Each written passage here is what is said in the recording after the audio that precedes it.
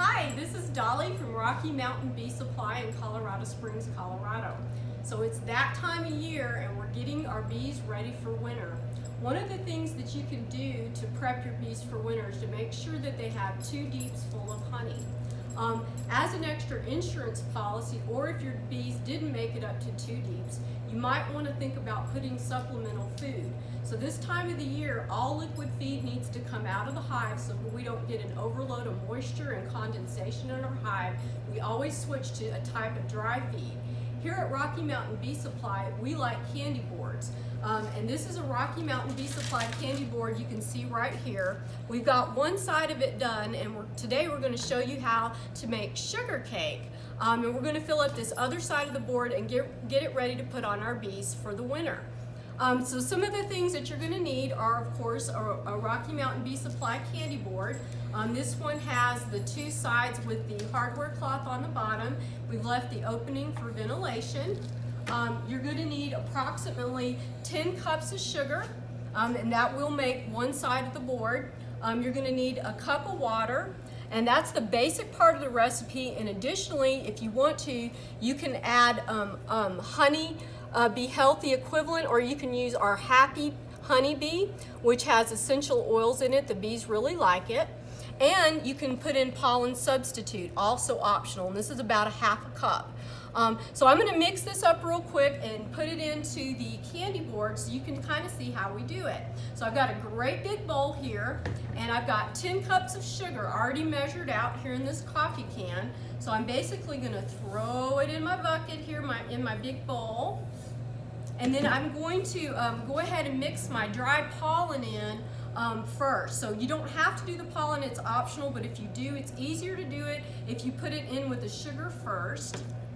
And that's about a half a cup of pollen substitute. You can use Ultra Bee or Bee Pro or any pollen substitute that you like. And I'm just going to kind of stir it all into the sugar here and kind of get it incorporated into the bowl. And then what I'm going to do is I'm going to go ahead and add my water. Now my water here is about a cup of water, but I went ahead and added 2 tablespoons of the Happy Bee already in here, which has the essential oils, and made it up to about a cup. And I'm just going to pour it in here and start working it. So just kind of pour it in here. And then I'm going to start working it. This is kind of like making a fruit cake. You don't think it's going to come together. You just got to keep stirring it and keep at it, and it'll all come together. It's going to be like a stiff dough, and it helps if you have a nice big spatula like this. And I'm just going to keep working it until I get it all done in there and get all of it incorporated. I want it to be kind of like, I don't know, the best way to describe it is kind of like you're making a cookie dough, because it's kind of that stiff, like a shortbread dough. If you're a baker, you can kind of relate to that. But you just kind of keep working it. You think it's not going to come together, but it will. And the reason that we do this is because here in Colorado, we have a big problem with condensation or too much moisture in the hive. And what happens is the bees are in there, they're vibrating, they're creating heat and warmth, and they're breathing. And all that moisture has to go somewhere, but sometimes what happens is it'll collect on the inner cover. It can rain down on your bees and get them wet, and then if they get cold, they could freeze to death. So we really don't want to feed liquid feed in the hive. So a way that we can give our bees extra food if we need to is to put some type of a fondant or a sugar cake, and like we're making today. And if you use this in conjunction with a moisture box or a quilt board, and you treat your bees for the winter, then you're kind of doing everything that you can do to help your bees get ready for winter and to make it through our Colorado's winters, which can, be pretty long. Sometimes they usually go past May. We can always get snow and get really cold temps any time during those months. So we want to make sure that our bees got plenty of food. And you can kind of see, if you get kind of close up in here, kind of see how it's turning into kind of like a stiff dough. And this is kind of the consistency that we're looking for. I'm trying to get down those bits of sugar down on the bottom of the bowl, and I just want to mix it up like really, really good. And now I've got it kind of to where I want it at, and it kind of looks, you can see it kind of looks like that doughy kind of a sandy kind of mixture there, almost like a wet sandbox, okay? Now, what I'm gonna do is I'm gonna go ahead and I'm gonna dump it here in this side of my candy board. And I'm just gonna kind of take my bowl and I'm gonna see if I can do that without making too much of a mess. And I'm gonna dump it in. And make sure that you prepare your table that you're working on. I used garbage bags. You can use craft paper or the old tablecloth you don't care about, because some of it is gonna fall through the wire.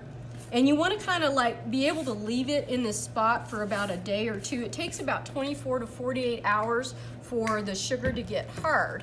And so I'm gonna take my spatula, I'm gonna kind of even it out here. So I want a nice even layer. And once I get my even layer out here, and Sear's helping me clean up over here, he's hilarious. You hungry, buddy? You act like your daddy don't feed you. All right, that's Shotzi's boyfriend, if you guys are wondering who Sear is. That's her boyfriend. And she's taking a nap right now. So once you get it in here, I like to take my spatula and I like to pat this down in here. And what that does is it compacts it. I get the air bubbles out of it. And I want the sugar mixture to go down through the wire on the bottom so that the bees can come up through it. And then the great thing about this board is the cluster can actually come straight up to this and feed on it. So once they're through all their honey stores and there's no more honey in there, this will be their food source for winter. And you can kind of see, if you look at at the whole candy board, this one on this side was just made with the sugar and water. And that's the basic recipe. And in this side, we actually incorporated about a ½ cup of pollen powder and 2 tablespoons of the Happy Bee, which is the equivalent of Honey Bee Healthy. And the bees really like that. And so I've kind of patted this down and got it to where I'm gonna check it. So I'm gonna lift it up and kind of see where I'm at. And yes, I've got some coming through, and that's what I want. So what I need to do now to make sure that this dries as hard as this one is I'm gonna take an old coffee can or whatever you got laying around the house that you can use, and I'm gonna prop this up with the coffee can and let it sit for about 24 to 48 hours, and that will allow the air to get under there and for it to dry and get really hard. Once it dries, it's ready to go right on the hive. Just remember, if you're using a quilt box or a moisture board in conjunction with this, that you put your quilt box on top of your candy board. So your candy board needs to rest right on top of your top box. I'm Dolly from Rocky Mountain Bee Supply. Thank you for joining us today, and happy beekeeping.